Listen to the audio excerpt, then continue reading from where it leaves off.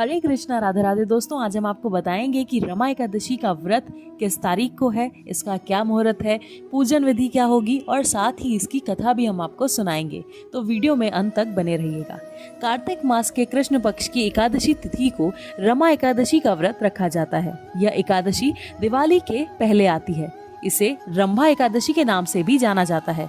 धार्मिक मान्यता है कि रमा एकादशी के दिन विष्णु की पूजा की जाती है, उनकी आराधना की जाती है और व्रत रखने से वैकुंठ धाम की प्राप्ति होती है और जातक को सभी दुख और कष्टों से छुटकारा भी मिलता है।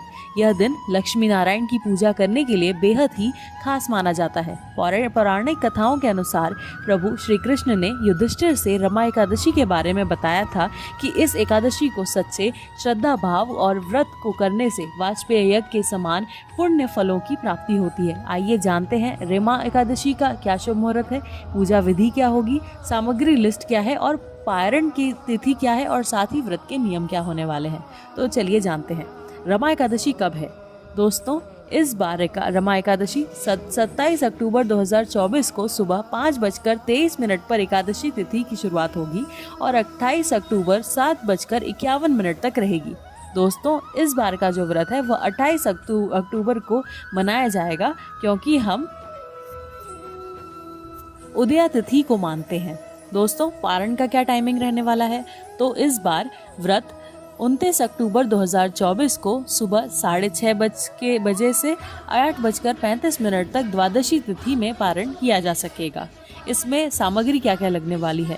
रमा एकादशी के दिन विष्णु जी की पूजा के लिए लक्ष्मी नारायण की प्रतिमा, पीले रंग के फूल, नारियल, सुपारी, फूल, धूप, दीप, घी, पंचामृत, अक्षत, तुलसी दल, चंदन समेत पूजा की सभी सामग्री एकत्रित कर लें। दोस्तों, पूजा विधि क्या होगी।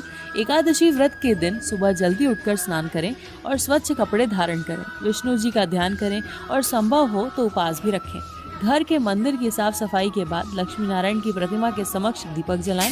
विष्णु को विधिवत पूजा करें। विष्णु जी को फल, फूल और तुलसी दल अर्पित करें। उन्हें भोग लगाएं। विष्णु जी के नाम का जप करें। इसके बाद उनकी आरती उतारें और अंत में क्षमा प्रार्थना के साथ पूजा को समाप्त करें। दोस्तों, एकादशी व्रत के कुछ नियम होते हैं और वो कुछ इस प्रकार हैं। एकादशी व्रत आरंभ करने के बाद इसे बीच में नहीं तोड़ना चाहिए।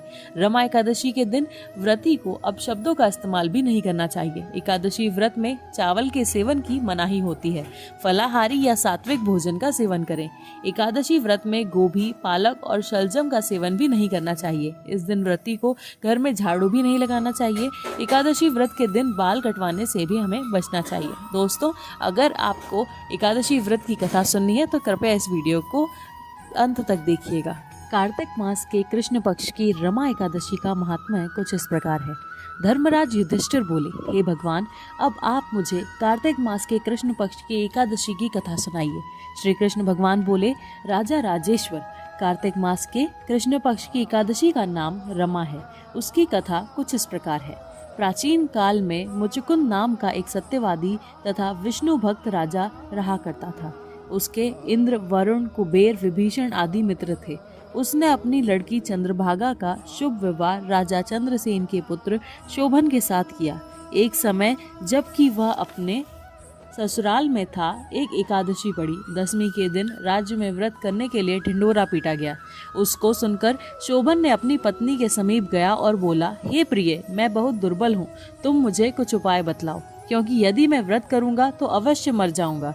चंद्रभागा बोले, हे प्राणनाथ, मेरे पिता के राज्य में एकादशी के दिन कोई भी भोजन नहीं करता। यहाँ तक कि हाथी, घोड़ा, ऊंट आदि भी तृण, अन्न, जल आदि ग्रहण नहीं करते। फिर वहाँ मनुष्य कैसे भोजन कर सकता है।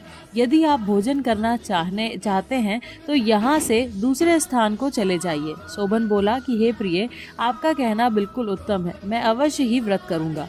भाग्य में जो लिखा है वह होवेगा। ऐसा विचार करके उसने एकादशी का व्रत किया। वह रात्रि दुर्बल शोभन का दुख देखने वाली थी। प्रातः होने से पहले शोभन इस संसार से चल बसा।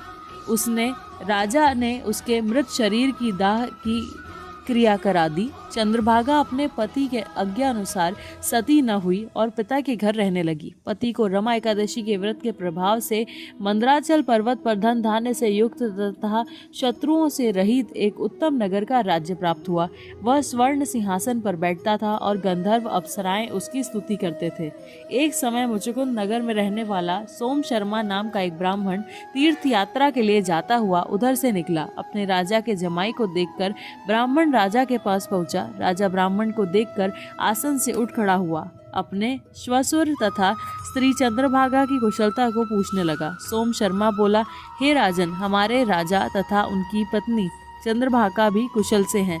आप अपने वृतांत बतलाइए, मुझे आपको देखकर बड़ा आश्चर्य होता है। शोभन बोला, हे ब्राह्मण, यह सब कार्तिक मास के कृष्ण पक्ष की रमा एकादशी के व्रत का प्रभाव है। उसी से मुझे एक सुंदर नगर प्राप्त हुआ, परंतु यह अध्रुव है। राजा मुचुकुंद की पुत्री चंद्रभागा से कहोगे तो वह इसको ध्रुव बता सकती है। ब्राह्मण ने वहां आकर चंद्रभागा से समस्त वृतांत कहा। इस पर राजकन्या बोली, हे ब्राह्मण, आप मुझे उस नगर में ले चलिए, मैं अपने पति को देखना चाहती हूँ।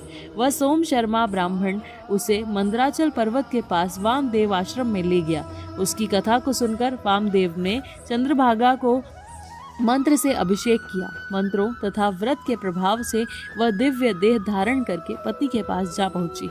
शोभन ने अपनी स्त्री को प्रसन्नता पूर्वक अपने वाम अंग में बिठाया। चंद्रभागा बोली, हे प्राणनाथ, अब आप मेरे पुण्य को सुनिए। जब मैं 8 साल की थी तब से ही यथा विधि एकादशी का व्रत करने लगी हूँ। उन्हीं व्रतों के प्रभाव से आपका यह नगर ध्रुव हो जाएगा और समस्त कर्मों से युक्त होकर प्रलय के अंत तक रहेगा।